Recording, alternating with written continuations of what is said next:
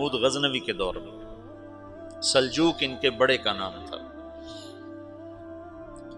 تو ایک دفعہ محمود غزنوی نے سلجوق سے پوچھا اگر مجھے تیری مدد کی ضرورت ہو تو کتنے آدمی پیش کر سکتے ہو؟ تو اس نے ایک تیر دیا، کہا یہ ایک تیر ہے میرا،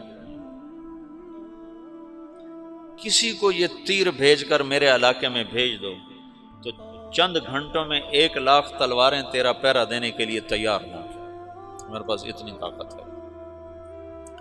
تو یہ سلجوق کی نسل میں تھا تغرل بیگ۔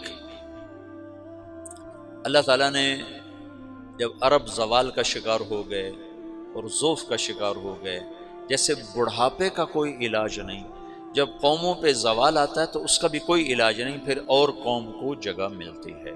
جیسے بڑھاپا ایک فرد پہ آتا ہے، ایسے بڑھاپا قوم پہ آتا ہے۔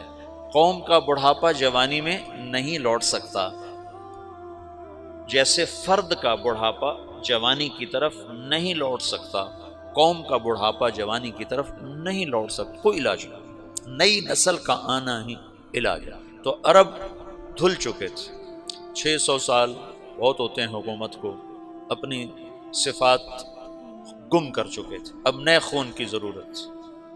تغرل بیگ پہلا شخص تھا جس نے آ کر اہل سنت والجماعت کو استحکام بخشا، شیعوں کی حکومت کو ختم کیا، بغداد سے، شام سے، ان سارے علاقوں سے۔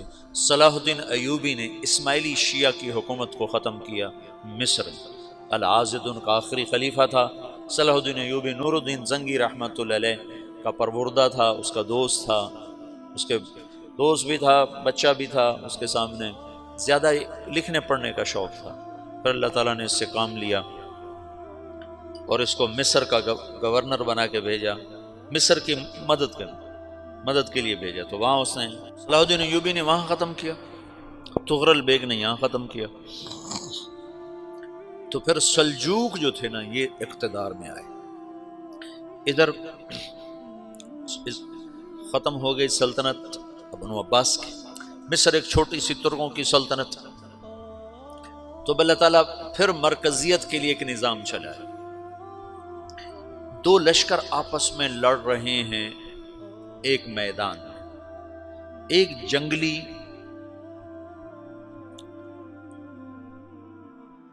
بدوؤں کا قافلہ، جنگل کے لوگ اپنے قبیلے کو لے کر، ایک جنگلی قبیلہ اپنے سردار کے ساتھ نقل مکانی کر رہا ہے ایک جگہ سے دوسری جگہ۔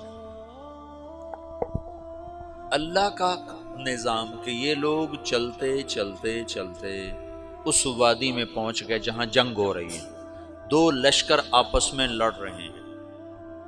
جب یہ وہاں پہنچتے ہیں تو ایک لشکر کے قدم اکھڑ رہے ہیں اور دوسرا غالب آ رہا ہے۔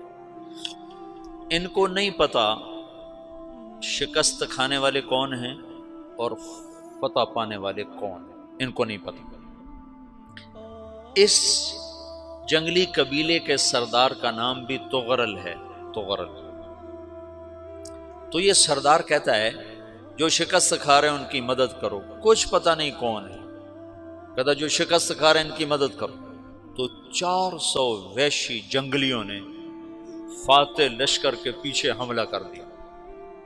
وہ تو ایک کافی ہوتا تھا، 400 دوڑ جب تلواریں پڑیں تو چند لمحوں میں نقشہ بدل گیا، بھاگنے والے جم گئے اور جمنے والے بھاگ پڑے۔ جب جنگ ختم ہوئی تو شکست خوردہ لشکر کے بادشاہ نے ان کو بلایا، اسے پوچھتا ہے مجھے جانتے ہو میں کون ہوں؟ کہا نہیں۔ کہا تو تم نے میری مدد کیوں کی؟ کہا انسانی ہمدردی کی وجہ سے، تمہیں شکست ہو رہی تھی اس لیے تمہاری مدد کی۔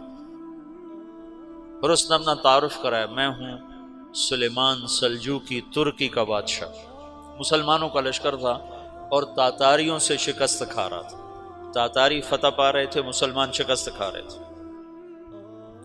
تو وہ اللہ کی غیبی مدد بن کر آئے۔ تو وہ اس سے کہتا ہے میرے ساتھ رہنا پسند کرو گے؟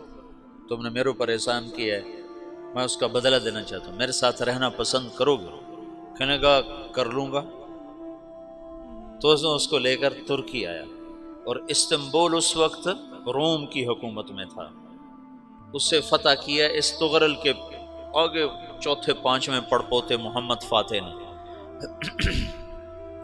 تو یہ استنبول ہے، یہ ترکی ہے، بیچ میں ایک چھوٹا سمندر ہے، یہاں ایک جاگیر ہے۔ تو سلطان سلیمان کہتا ہے یہ جاگیر تجھے وقف ہے، ادھر سے رومی مجھے تنگ کرتے ہیں حملے کر کر کے، تو میرا دفاع کرتے رہنا، یہ جاگیر تیری۔ اس جاگیر پہ اس نے اپنے قافلے کو آباد کر دیا، اپنے قبیلے کو، اور ایک چھوٹی سی حکومت بنا لی، جو ایک صوبہ سمجھو سلمان سلجوقی کا، وہ ایک چھوٹا سا صوبہ ہے۔ وہاں جب یہ رہ پڑا تو پھر یہ ایک شیخ کے بیت ہوتا ہے، وہاں شیخ طریقت ہے، ان کے یہ بیت ہونے جاتا ہے، وہ اس کو رات اپنے پاس ٹھہراتا ہے، تو ایک کمرے میں ان کو ان کا خادم ٹھہراتا ہے۔ یہ جب کمرے میں جاتا ہے تو سامنے دیوار میں تاکچے پر قرآن پڑا ہوا ہے، تو یہ تغرل بیگ کہتا ہے یہ کیا ہے، یہ کیا ہے؟ تو وہ خادم کہتا ہے یہ کتاب اللہ ہے، قرآن ہے۔ اچھا، وہ اس کو وہاں چھوڑ کے باہر چلا جاتا ہے۔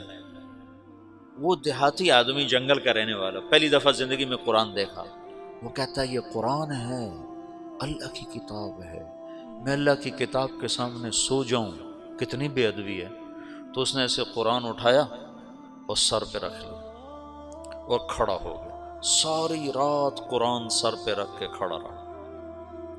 رات کے پچھلے پہر اس کو خواب آیا، کھڑے کھڑے اس نے دیکھا کہ اس کی پشت سے ایک چاند نکلا اور شیخ کی بیٹی کے سینے میں جا کے اتر گیا۔ پھر اس لڑکی کے سینے سے ایک درخت نکلا جو پھیلتے پھیلتے پھیلتے 3 بر اعظم پہ چھا گیا، افریقہ پر، یورپ پر، ایشیا پر۔ پھر اس کی آنکھ کھل گئی، وہ کھڑا ہوا ہے، تو اس نے صبح یہ خواب اپنے شیخ کو سنایا، تو انہوں نے اپنی بیٹی اس کے نکاح میں دے دی۔ اس بیٹی سے ایک بچہ پیدا ہوا، تغرل بیگ نے اس کا نام رکھا عثمان، عثمانی ترک نام سنا ہوا، جو میں نے کل بتایا تھا کہ 1924 میں وہ خلافت ختم ہوئی۔ تو ایک بیٹا پیدا ہوا عثمان۔ عثمان نے پھر ایک نئی اسلامی حکومت کی بنیاد رکھی جو 1924 تک چلتی رہی، کوئی 800 سال یہ حکومت چلی۔ تو حکومت کا شیرازہ بکھرا، لیکن پھر جڑ جاتا تھا، پر وہ قرن اول والا جوڑ کبھی نہ پیدا ہوا، ٹکڑے بن گئے۔ ان ٹکڑوں میں اللہ لوگ پیدا کرتا رہا جو دعوت دیتے رہے، دعوت زندہ رہی۔ جو تربیت کا نظام تصوف کے ساتھ تھا، اب وہ تبلیغ کے ساتھ ہے۔